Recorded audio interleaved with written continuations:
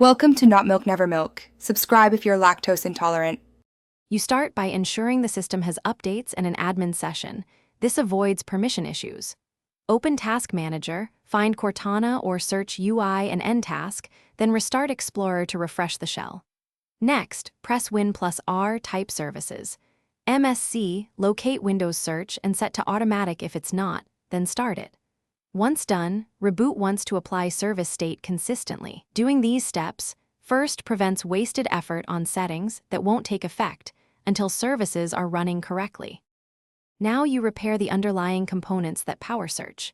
Open an elevated PowerShell, run dism/online/cleanupimage/restore health and weight until it finishes to fix component store issues.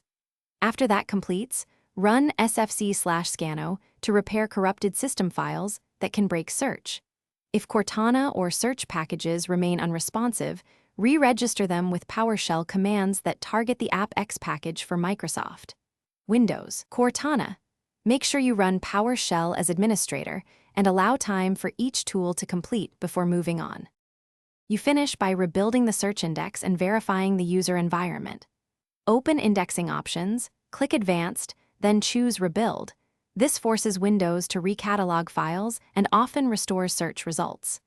Make sure to test with a fresh user profile to confirm whether the issue is profile-specific. If the new profile works, migrate your data. If problems persist, consider system restore to a point before the issue, or run provided reset scripts for Windows Search. One key troubleshooting tip: check Event Viewer for.